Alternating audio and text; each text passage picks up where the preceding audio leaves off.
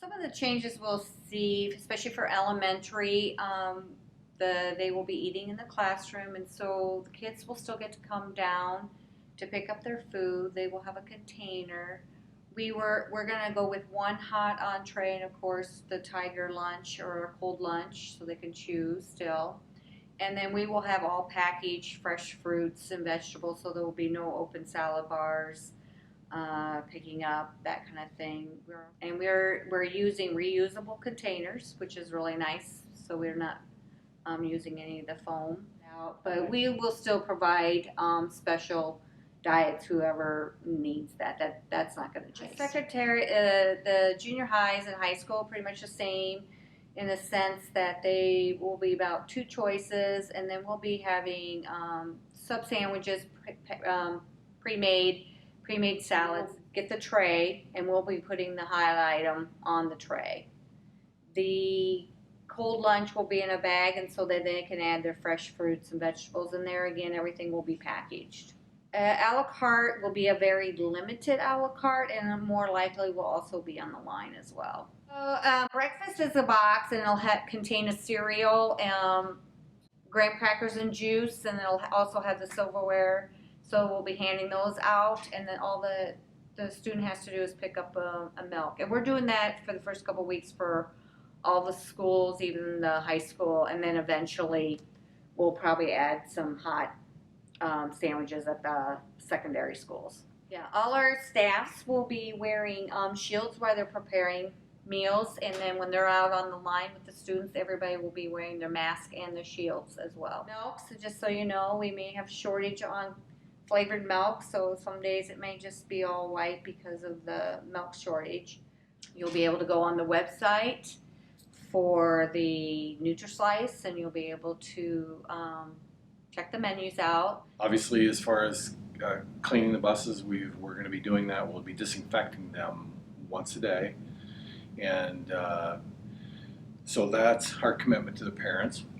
And the drivers will be taking care of that, and they'll be trained in how to make sure that we're getting that done correctly. The drivers will be mandated to wear at least the face mask, and if they have a problem with that, because like for instance myself with glasses with the face mask on, sometimes your glasses fog up.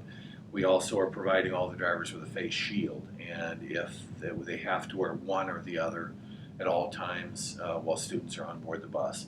If they have a problem with the masks fogging their glasses, then like for instance myself, I could wear the face shield, and that should protect me and the students, from as they come in. When they get on the bus, those first few students, that they go to the back of the bus and we load it forward again, so that we're just not walking past each other on the bus as little as possible. We're going to assign seats. So the way that it's going to student is in that first day is probably going to be their assigned seat. We are going to, at the grade schools, we will be staggering the bus release, so that we're not going to just, normally the way it would happen in the grade schools, so K through 6, when we get to the grade schools, they don't want us to release the students until 8:30.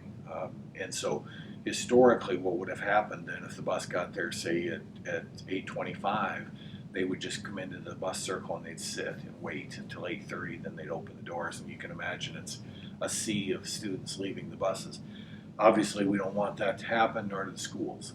So what will happen is we'll stagger it. The first bus that's there, we'll release at 8:30. The next bus will wait until they see the students kind of dissipate and go into the building, and then once they do, then they'll open their door and they'll let those students off, and so just on down the line. We had to make some big changes on how we approach cleaning facilities, or how we're going to clean facilities.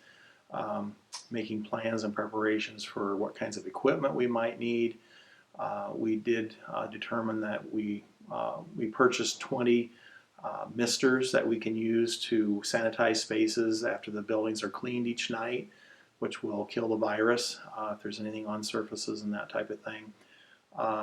We have changed the way that we manage our HVAC systems.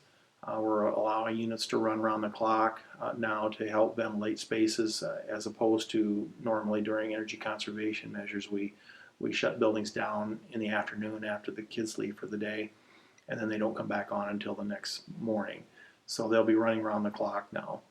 We changed the style of filters that we're using, and we've upped those from a MERV 8 to a MERV 13.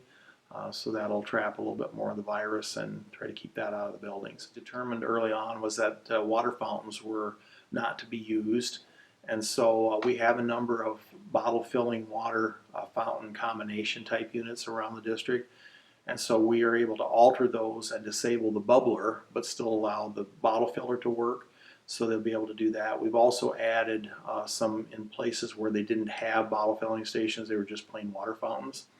And so we're able to change those out and we bought some new pieces of equipment to put in those places. And so hopefully that'll help a little bit more with keeping people away from the fountain. What we did is our carpentry shop was able to construct some screens with plexiglass, clear plexiglass to help put that barrier between the public and our secretarial staff, which are first line folks on the scene. So we made quite a number of those, and for others if they need them, as needed. The district has purchased 120 freestanding hand sanitizing stations that will be placed around the buildings in hallways and public spaces. We also purchased a number of sanitizing spray bottles that we can have sanitizer in for each classroom. So when they have opportunity, they can wipe tables and counters and desks down to keep that clean.